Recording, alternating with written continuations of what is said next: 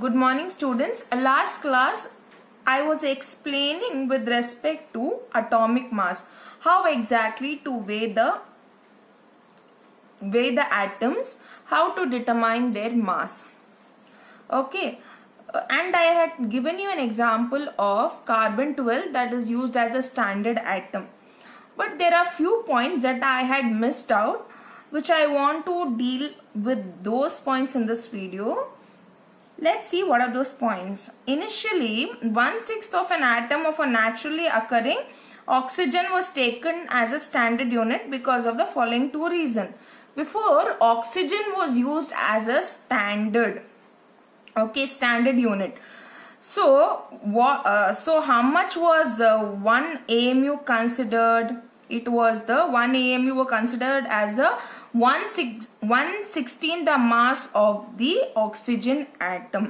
So 1 AMU initially was the 1/6 the mass of the oxygen atom. It means if I divide the oxygen atom into 16 pieces and if I pull out one piece and weigh it, okay, that will be my 1 AMU. So why was oxygen chosen initially? Because oxygen reacted with a large number of elements and formed compounds. So first reason was oxygen was able to react with a large number of elements. Second reason was this unit gave masses of most of the element as whole numbers. So over here, instead of a fraction, the unit whatever was obtained was in the form of a whole number. But however, in the year 1961, carbon 12 isotope was chosen as standard reference for measuring atomic masses universally. Carbon 12 isotope, when compared to oxygen, was much widely present. So this was a reason for choosing carbon 12 isotope. Now, what is relative atomic mass? Relative means I am comparing it with something. So I am comparing the mass of the atom with the 1/12 the mass of a carbon 12 atom. That is nothing but the relative atomic mass. It is nothing but I am comparing the mass of an atom which is unknown to the mass of the carbon 12 atom. 1/12 the mass of the carbon 12 atom. This comparison is known as relative atomic mass. I'll repeat it once again. Relative means you're comparing. So you're comparing the mass of an unknown atom with the 1/12 the mass of carbon 12 atom. Means we are comparing the unknown mass to just the 1 bit of the carbon 12 atom. Molecules of compounds. Atoms of different elements join together in definite proportion to form molecules of compound. Here what is happening is, here the atoms are combining in a definite proportion. I have told you previously also, according to the law of constant proportion, it is seen that the atoms combine in a definite proportion. And they have given you what are the proportions. It is very important that you remember few of them. First one is water. The ratio is 1:8. So it means 1:8. Ammonia is 14:3.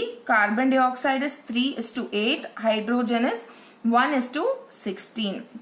So it is combining in definite proportion. So 1 gram of hydrogen is combining with the 8 gram of oxygen. Here 14 gram of nitrogen is combining with the 3 gram of hydrogen.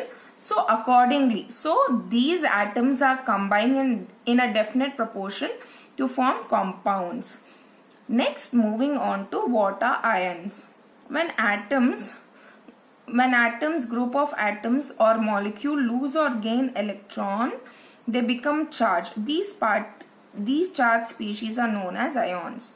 So whenever an atom loses or gains an electron, they get a charge. Either it can be a positive charge or a negative charge. So such charged particles are known as ions. Atoms in solution generally exist in the form of ions. So atoms in a solution, they exist in the form of ions or charged particle always. These can be negatively or positively charged. Thus, they can be categorized into two groups. One is cations and one is anions. These are positively charged ions and are known as cation. Example, Na plus, K plus, Ca2 plus, Al3 plus. It means if they get the positive charge, if they have attained the positive charge, it means they have donated an electron. Okay, they have donated the electron. These are formed when elements lose electron, usually metals. So usually it is the metals that form cations because they have the tendency to give electron. That's why they form cations. Anions. These are negatively charged ions. They are known as anions. For example, Cl minus, Br minus, O2 minus, N3 minus, etc. These are formed when elements gain electrons. So whenever they gain electrons, we see anions are formed. Usually non-metal forms anion. Here it was metal, cation was formed by metals, anion is being formed by a non-metal. Polyatomic ion. Now what is this? A group of atoms carrying charge act as a single entity is known as polyatomic ion. It carries a fixed charge. So to put it in very simple words, look at this example, that is nitrate ion. This is a group of atom and it is carrying a fixed charge. Nitrogen is not carrying a separate charge. Oxygen is not carrying a separate charge. As a whole, it is carrying a charge. Even the carbonate, it's carrying 2 minus charge. As a whole, it is carrying the charge. Here also it is carrying 2 minus charge. As a whole, the atom is carrying the charge, not individually. Now, we saw that the charges were formed either by giving electron or by gaining electron. So, related to that, we need to understand the concept of valency. The combining power or capacity of an element is called its valency. It means how many electrons it can lose or it can gain. That combining power, or that is known as valency. Valency can be used to find out how the atoms of an element will combine with the atoms of another element to form a chemical compound. This you will understand when we will start constructing the formula. For now, just remember, valency is nothing but the combining capacity or combining power. Or to put it in simple words, it is nothing but how many electrons it can lose or gain. We will study this particular topic in little detail. We need to know certain concepts such as atomic mass. What is atomic mass? Atomic mass is the number of protons and neutrons. This forms the nucleus of an atom. Look at this diagram. So proton and neutron together is known as atomic mass number or atomic mass. Now what is this atomic number? Atomic number is nothing but the number of protons. So always remember, the number of proton is always equivalent to the number of electrons. So if we know the number of protons, we can automatically determine the number of electron. Vice versa. If we know the number of electron, we can determine the number of proton. But how do we find out the number of electrons that is present in each shell or each orbit? Okay, now we have 4 shells, that is KLMN, okay, and each shell or each orbit has got a fixed number of electrons, and we determine or find out this fixed number of electron by using a formula, that is 2n square. I am talking with respect to how to determine the number of electron in each orbit, and it is given by the formula 2n square. This n represents the shell. Suppose if I need to determine for the first shell, what do? Is I replace this n with 1. So the answer is 2. Same way for the second shell, I replace that n by 2. So it will be 2 into 4, it will be 8. Accordingly, here I replace n by 3 and I go on finding the number of electrons in each shell. right? Now, if this concept is clear, based on this concept, we can find out what is the combining capacity or valency of a particular element. For example, I have written the shells over here, and by using the formula 2n square, the number of electrons are determined in each shell. For example, hydrogen, its atomic number is 1. I am talking about number of electrons. Atomic number 1 means it has got 1 electron. And before I explain further, you need to know one more point. Why is an atom losing or gaining electron? It is either losing or gaining electron to attain stability, because every atom wants stability, or things around us or anything wants around us or anything around us, it is aspiring for stability. So here also atoms want stability, that's why it is losing or gaining electron. Now over here, 8 is considered as a stable state. In the outermost shell, if it has got 8 electron, it means it is stable. Certain exceptions are there, like helium. If it has got 2 electrons in its outermost shell, it means it is stable. Remember, most of the elements, the outermost valence shell should have 8 as a it should have 8 number of electron, it means it is stable. Certain exceptions are there where 2 is also considered as a stable state. So outermost shell should have either 8 or 2. For example, hydrogen, atomic number is 1. We have written the shells over here.